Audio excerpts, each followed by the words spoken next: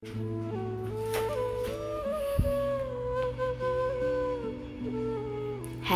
And नमस्ते सबैलाई मेरो छोटो एन्ड मिठो मिनी ब्लगमा म हजुरकी प्यारी शर्मिला भर्खर उठेको है। म चाहिँ अनि मसँग साथी पनि थियो नि त। साथीले किन मेरो भिडियो बनाएको भन्दै थियो अनि म चाहिँ उठेर पनि मेरो अनुहारसँग रहिना पनि थालेँ। साथी चाहिँ मेरो लागि भने चिया पकाएर लिएर आयो। चिया खाँदै गफ गर्दै बस्यो। अनि त्यसपछि मेरो घरमा बिल आएको थियो नि त, बत्तीको बिल। सो कति रहेछ पैसा भनेर हेरेँ।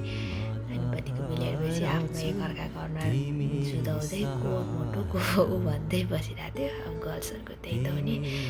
अनि त्यसपछि मेरो बानी चाहिँ एउटा के नराम्रो छ भने म जहिले पहिला सुरु चिया खान्छु अनि बल्ल म फ्रेस हुन जान्छु कि हेर्नु न त्यहाँ चिया खाएँ अनि बल्ल दाँत माझ्दैछु। दाँत माझेपछि अनि मुख धुन्छु।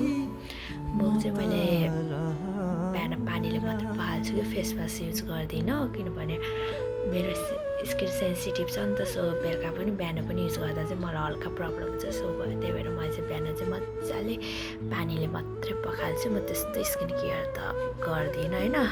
त्यही पनि अहिले चाहिँ मैले लास्ट मन्थदेखि स्किन केयरको लागि ट्राई गर्न थालेको छु। सो मैले लगाएको चाहिँ अहिले नयाँ प्रडक्टहरू हो।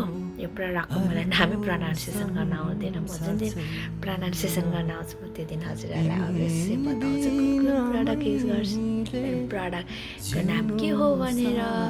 सो मैले फर्स्टमा लगाएँ टोनर लगाएपछि सुकाउनु पऱ्यो नि त। एकछिन सुकाउनुको लागि चाहिँ मसँग सानो फ्यान थिएन। सो त्यसैले मैले ठुलो फ्यानले सुकाएँ। ठुलो फ्यानले सुकाएपछि एकछिनपछि मैले फेरि लोसन लगाएँ। फेसकै लोसन हो नि, पेट बडीको लोसन होइन। अनि मैले लोसन लगाएँ। लोसन लगाएपछि अनि 1 मिनटसम्म सुक्नु दिन्छु, किनकि सबै प्रडक्ट एकैचोटि लगायो भने त्यो कुनै अब्जर्भ गर्दैन नि त। सो 1 मिनट अलिकति अब्जर्भ भएपछि अनि त्यो माथि अर्को अप्लाई गर्दा चाहिँ राम्रो हुन्छ कि। अनि साथीसँग गफ गर्दै म चाहिँ स्किन केयर गर्दै थिएँ नि त। अनि त्यसपछि मेरो पालामा चाहिँ सिरमको अनि सिरम टोनर लोसन चाहिँ मैले एउटै ब्रान्डको लाउँछु। अनि त्यसपछि मैले सिरम पनि सिरम लाउँदैछु। सिरम लगाएपछि पनि मैले त्यस्तै सेम अघि टोनर लोसनमा जस्तो गरेको त्यस्तै गर्छु कि 1 मिनटसम्म चाहिँ लाउँदिनँ। त यत्तिकै मजाले माडिसारी अनि त्यसपछि साथीसँग गफसफ गरेँ। आफू पनि यत्तिकै हल्लिँदै बस्यो, के कुरा गऱ्यो हामीहरू। अनि त्यसपछि मेरो पालो आउँछ मोइस्चराइज चाहिँ मैले अर्कै युज गर्छु। त्यो ब्रान्डको युज गर्दिनँ, अर्कै ब्रान्डको युज गर्छु। मोइस्चराइज चाहिँ मैले हजुरहरूलाई देखाउनु बिर्सेछु। पहिला सुरु लगाएँ अनि बल्ल देखाउँदैछु हेर्नु। डक्टर जीको मोइस्चराइज लाउँछु मैले। मोइस्चराइजर र सनस्क्रिन चाहिँ मैले एउटै ब्रान्डको लाउँछु।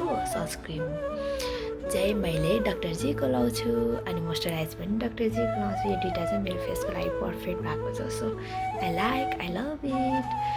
अनि सनस्क्रिन चाहिँ मैले प्रायः जसो जुन युज गर्दा पनि मलाई चाहिँ बिबी क्रिमवाला सनस्क्रिन मनपर्छ कि, किनकि म मेकअप गर्दिनँ नि त। अनि सो मेकअप नगरेपछि त्यो बिबी क्रिमवाला सनस्क्रिन लगायो भने चाहिँ सनस्क्रिन पनि भयो, त्यो माथि हल्का फाउन्डेसनहरूको जस्तो अलिकति सेतो बनाउने काम पनि गर्छ नि त।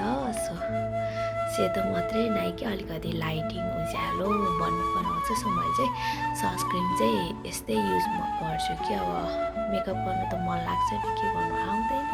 अब नआएपछि सिक्नु पर्ने त हो, तर के गर्नु, सिक्नुलाई अब आफूलाई इन्ट्रेस्ट लाग्दैन भनौँ कि अल्छी लागौँ भनौँ कि के भनौँ थाहा नै छैन। यस्तै हो केटीहरूको पारा। अब जुन दिन मलाई इन्ट्रेस्ट लाग्छ त्यस दिन म तपाईँलाई गरेर देखाउँछु है त। अहिले गर्नलाई त मसँग प्रडक्ट पनि छैन नि त। सो अनि सनस्क्रिन लगातारै मेरो साथीले अलरेडी मलाई खाना बनाएर ल्याइदिएको थियो। अनि म चाहिँ खाना खाएँ। खाना खाँदै अनि भिडियोहरू हेर्दै थिएँ कि मोबाइलमा।